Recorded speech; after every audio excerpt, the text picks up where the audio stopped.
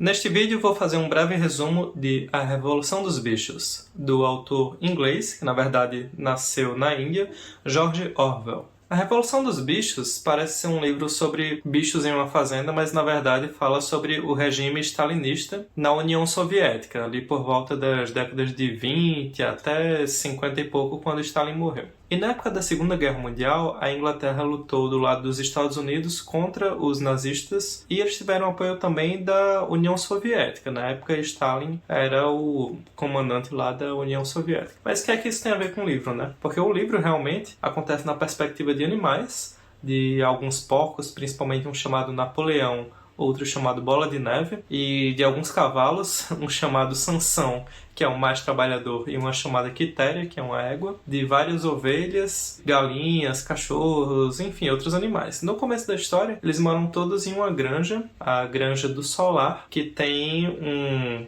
dono chamado Jones, Senhor Jones. E Jones, assim como o dono de qualquer granja, usa os animais como trabalhadores. Então, as galinhas para dar ovos, as vacas para dar leite, o cavalo para fazer tração, levar carroça e assim por diante. E perto de morrer, um dos porcos, que é um dos moradores mais antigos da granja, fala sobre uma ideia que ele tem, uma ideia revolucionária, de os bichos não mais trabalharem para o Jones, né? E trabalharem para si mesmos. Deixarem de ser escravos, por assim dizer, né? E ele propaga essa ideia em uma reunião que tem com todos os bichos lá na fazenda. E por um tempo não acontece nada, mas quando eles veem que tem uma oportunidade, a revolução se instaura e eles expulsam Jones da granja, transformando a Granja do Solar em Granja dos Bichos. E no começo é tudo muito bom, porque os bichos agora não trabalham para um ser humano. Eles até criam um hino chamado Bichos da Inglaterra, que é como se fosse uma música nacionalista, só que da nação dos bichos, né? E fazem 7 mandamentos para todos os bichos seguirem, dizendo que agora tudo que anda em 2 pernas é ruim, tudo que anda em 4 patas é bom. E no início tudo parece funcionar. Os animais continuam trabalhando, mas comendo a própria comida que eles produzem, não tem que dar nada a seres humanos que não estão produzindo, e de maneira geral todos estão felizes, menos o burro,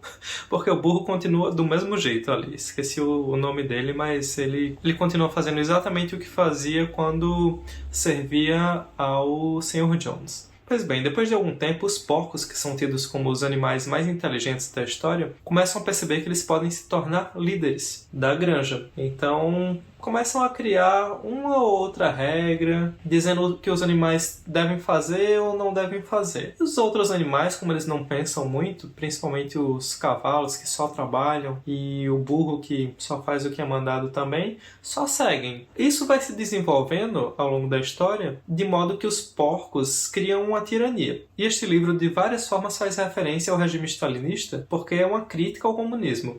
Orwell era um socialista, ele acreditava nos princípios do socialismo e percebia no regime stalinista uma subversão. Ele acreditava que o comunismo russo estava estragando, digamos assim, o socialismo e influenciando a Inglaterra de um jeito que não deveria acontecer, porque a Inglaterra estava cega ao regime de Stalin. Só porque a União das Repúblicas Socialistas Soviéticas, né, a União Soviética, estava apoiando a Inglaterra e os Estados Unidos na guerra contra o nazismo alemão. Então, em nenhum momento o livro fala sobre Stalin, ou sobre o nazismo, ou sobre qualquer coisa que não seja uma granja e seus bichos. Mas fica muito claro na história quem são os personagens, até pela época em que ela foi escrita. Então, Napoleão, que é o porco principal, o que vira o tirano, é uma representação do Stalin. E tem também o Bola de Neve, que é outro porco, mas que é acusado de ir contra o regime do Napoleão, é expulso da granja. Seria, no caso, acredito que o Trotsky na história. E os outros animais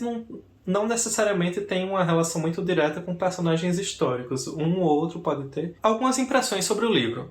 Esse livro, no começo, parece ser meio bestinha, assim, uma linguagem infantil que uma criança poderia ler e até se interessar, até gostar pela história da fazenda. Mas do meio pro final, vai ficando tão descarado o totalitarismo dos porcos e a tirania deles, que não tem como a gente não fazer o paralelo a algumas realidades do mundo, inclusive a brasileira, no último governo, né? No governo Bolsonaro dos anos 2018 a 2022, em que coisas absurdas aconteciam todo santo dia e pessoas letradas, pessoas educadas ignoravam isso completamente por causa da mídia, né? De como a mídia propagava e de como as informações eram disseminadas, no caso dos grupos de WhatsApp. Assim, dá para fazer uns paralelos muito diretos. E isso faz com que o livro seja frustrante, não por ser ruim, é um livro ótimo, assim, eu recomendo a leitura a todos, mas porque é uma realidade muito cruel de como as relações humanas se dão a partir desse ponto de vista político, em que existe uma ideia de um mundo justo, de uma sociedade que se ajuda a prosperar, e ela é pouco a pouco corrompida pela ganância humana, no caso aqui representada pelos porcos. Esse livro foi proibido em muitos países.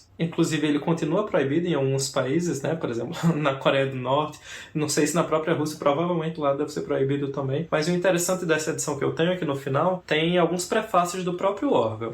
Então tem aqui um prefácio, a primeira edição inglesa, que na verdade nunca foi publicada, porque os editores não acharam interessante publicar, já que o Orwell fala muito diretamente da relação desse livro com a situação política da época, né? Da Inglaterra, da Rússia. E o prefácio que talvez seja mais interessante é o que vem depois, que é o prefácio do autor do próprio Orwell, a edição ucraniana de 1947. Nesse prefácio, Orwell não fala muito sobre o livro. Ele fala sobre a sua própria experiência com o socialismo e o comunismo. Então é bastante interessante, porque ele se identifica como um socialista, mas com diversas críticas ao comunismo tal como foi disseminado pela Rússia, né? Ele não é contra o comunismo em si, mas sim a maneira com que a Inglaterra, na verdade, fechou os olhos para vários problemas que eram muito evidentes em sua visão. É isso, recomendo a leitura.